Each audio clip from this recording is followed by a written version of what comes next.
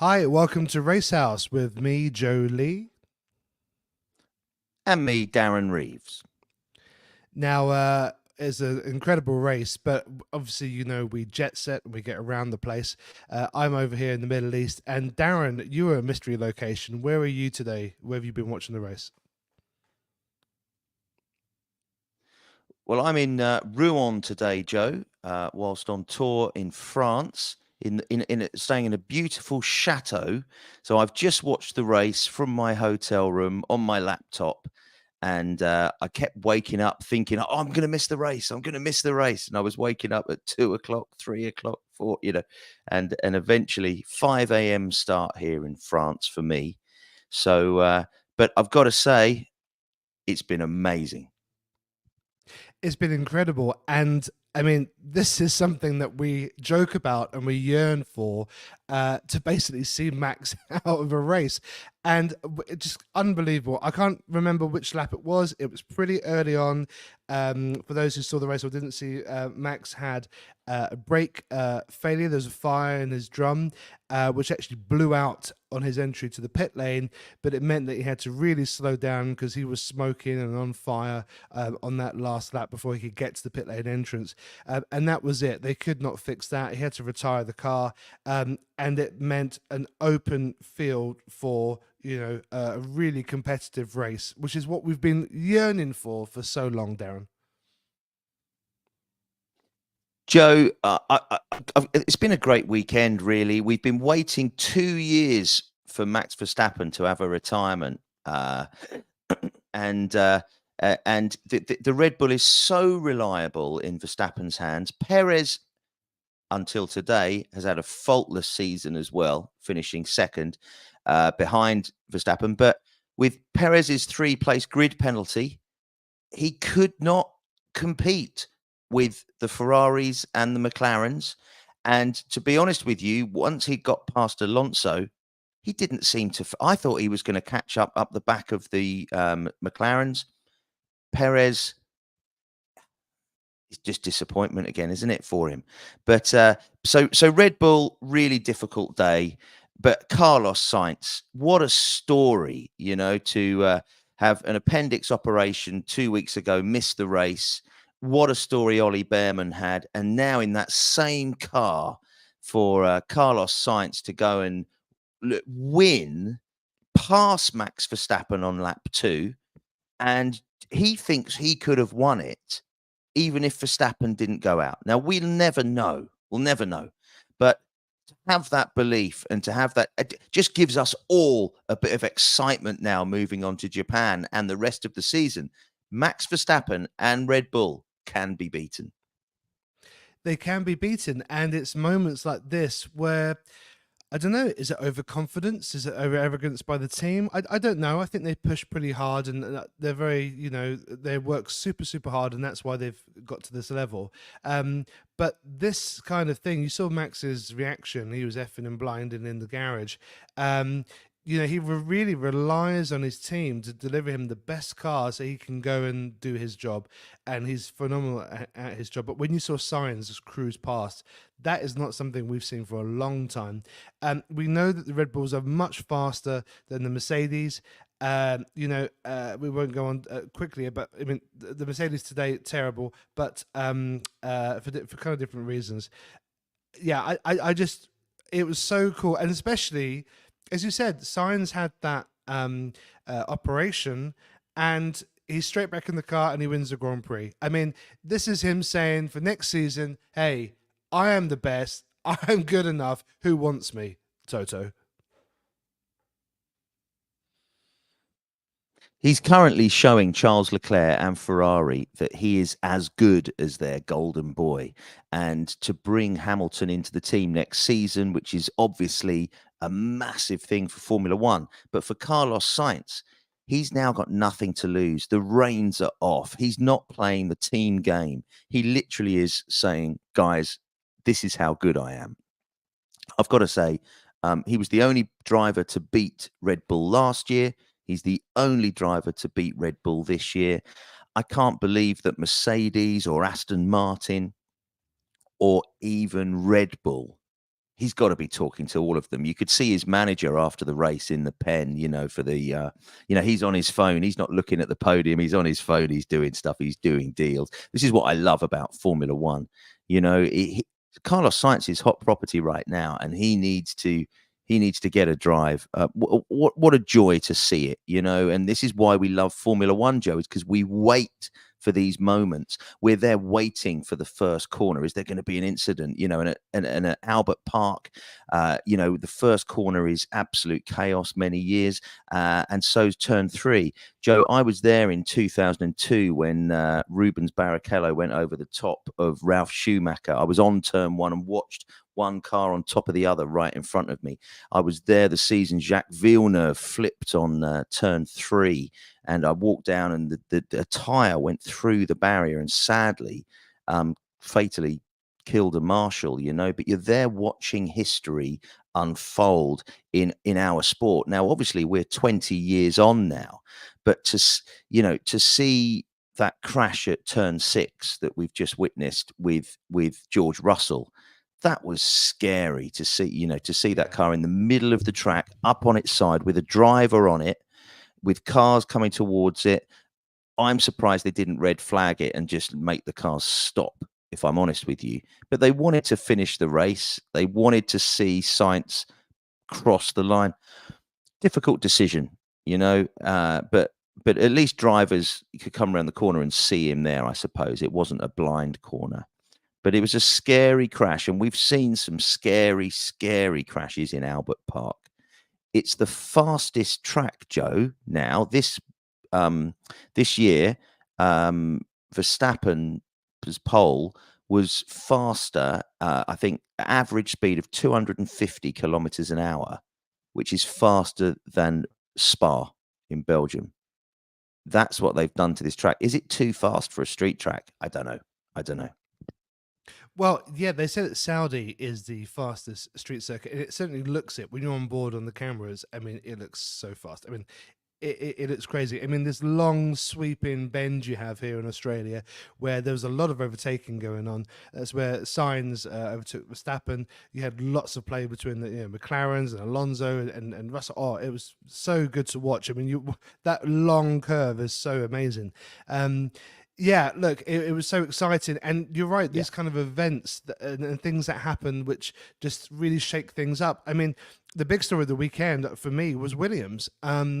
This whole, I mean, look, it was Alex Albon who crashed the car and broke the chassis, basically.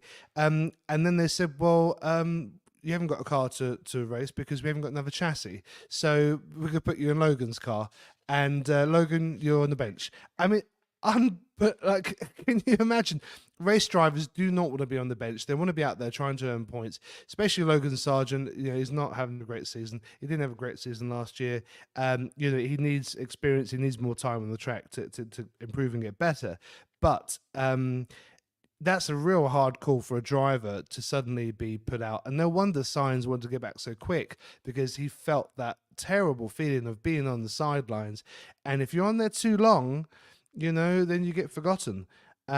So I think that was amazing by Logan, who very graciously did that. I'm sure it was team orders kind of anyway. That's part of it. But Alex, I don't think he really capitalized on that opportunity today. He was 11th. I mean, just outside the points.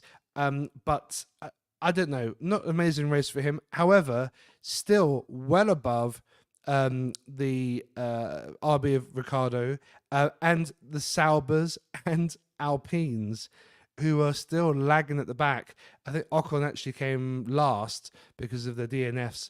So you could say, well, okay, good one for Williams. They're the highest of the non-points guys. I'm rambling, but for Haas, that was a pretty decent result for them. By luck, they managed to get 9th and 10th, Hulkenberg and Magnussen, double points for Haas this weekend. Joe, I have to say Alpine have been the biggest disappointment of this season so far. But the RB car, if that's what we're going to call it, in the hands of Tsunoda and Ricciardo, I think Ricciardo's been a massive disappointment so far this season. That's his home race where he started on the back of the grid. You know, he's in a car that is meant to be last season's championship winning car. He wants to be beside Verstappen in Red Bull. I'm sorry, Daniel. I love you, but I just don't get what's going on right now in that car. But you know, Haas have done a fantastic job this weekend. But I think going back to Williams now, I think this is poor, poor ruling where a driver can crash and make a mistake and just get in his teammate's car and kick him out. I think Formula One FIA need to look at this and sort a rule out. If you go and crash and just carry on, that's wrong, I think. And James Vowles, I think you've been brilliant since coming along to Williams, but this for me is not a good call. I know Albon is a better chance of getting points, but the point is he crashed. He made a mistake. You know, he should not have been in that race. It should have been the end of the weekend for him. And I know Williams didn't have the chassis because they've had a backlog of work for their preparations for this season, and they're behind. But FIA need to look at this because I think it's really poor sportsmanship for that to be able to happen. And as you said, Albon didn't capitalise, and if it wasn't for the DNFs of Hamilton and Verstappen, he'd have finished 13th anyway. Haas have done a fabulous job this weekend, and to see Gunther Steiner do the post-match interviews, you know, we love him as a personality, but it'd be interesting to see how Haas move forward. And they were the best of the rest this weekend. They were. Hulkenberg showed great strength out there, especially. And yes, the DNFs certainly helped and bumped him up a few places, but points are points. Yeah, Albon certainly could have done better. Ricardo, very poor. You think with the boost of the Australian crowd behind him, he would have given it a good go. But really, it's the same car as Tsunoda. So why is Tsunoda so much better? I don't know. It's a real strange one. But yeah, he should have capitalized on that home race. Someone who did capitalize on that home race was Oscar Piastri, who I think deserved not to have the switch. I mean, it would have been nice if he was on the podium. And before the race, we were texting, and I said Piastri for podium, and you're like, okay, we'll see. And very nearly. But the team orders said, okay, Lando's faster. Let's get him in front, so maybe he can, work his way on Leclerc. But it wasn't to be. But a very solid 3-4 for McLaren. Hence why I'm wearing the papaya today in honor. Yeah, very happy with that result. It seemed more like a level playing field. So we've just lost Darren, and we are live, so I will continue and wrap it up. So look, what a crazy race that we've had today. It just shows that no team is infallible. And, Max Verstappen is a world-class driver, and he's been leading for so long. This has ended his streak, but it wasn't particularly his fault. It was the driver was on, but the mechanics and the teams were not on form. And Hamilton as well, again, still troubles with this car. Russell was really showing him up for most of the race, certainly in qualifying as well, when Lewis didn't actually get through to the next round. So I think it's very difficult for Hamilton to continue in a car that is slower. However, Russell's is still up there, so what is it? Is it a mindset thing with Lewis? Has he checked out already? Is he looking at the Ferraris? And to be fair, with the progress and the results of the Ferrari, he's probably thinking that's going to be me on the podium next year. These Ferraris look fantastic. They are really the number 2 car now. Mercedes is really way down. And for Lewis to go into Ferrari next season, I think he really cannot wait. I've always said that I can't wait to see it because I think he could really do something there. Such a shame for Sainz, though, because Sainz is performing so well. He was the only driver to win a race other than Max Verstappen last season, and he's just come out of surgery and he's just won that race. I mean, it was fantastic. Bit of luck, of course, But to see a Ferrari 1-2, I was quite happy with that actually. And super happy to see McLaren do really well, third and fourth. McLaren behind the scenes as well has kind of been taken over by the Bahrain Sovereign Wealth Fund, so they've kind of got their stability back. Zach Brown as well has committed to 2030 to be team principal and also CEO of McLaren. So that's great. You've got two great drivers. The team is solid. You know, the finances hopefully solid, and you've got the team still intact. As for Red Bull, with all the turmoil, the scandals, all the different speculation that's been happening, well, you know, is it is this the reason, the lack of harmony at the moment in the team, is this perhaps the reason that things have been slipping through the cracks? We know hopefully they're not using XL for all their orders, which apparently Williams had been doing, and doing 20,000 parts off of an Excel spreadsheet. So it's it's a strange one. Really, you have to be super organized, as we've always said. You know, in Formula One, you've got to really be organized and make sure you've got the right parts. And for Williams not to have that spare chassis, well, why didn't they have a spare chassis? So was it a money saving exercise? You know, is it a time saving exercise? Did they think, oh, we probably won't need one? They've said, you know, James Knowles has said it'll never happen again. So that part of saving some cash and saving on freight and things, I think that's definitely an integral part. And other teams will probably take notice of that, because, you know, if you're in that position, if that happened at Mercedes, for example, you know, if Hamilton crashed, they didn't have a spare chassis, and then, sorry, George, you can't race today. I don't think that would fly at all. And I think that would really lead to some serious sparks. So a lot happened in this Australian Grand Prix. You know, the qualifying was fantastic. As Darren was saying, fastest actual qualifying, fastest kind of race times now. These cars are getting faster and faster and faster. So we move on next to Japan. Japan will be the next Grand Prix. And again, it's an early one. So especially if you're in the UK, you're going to be up about 5-6 o'clock in the morning for that one, I think.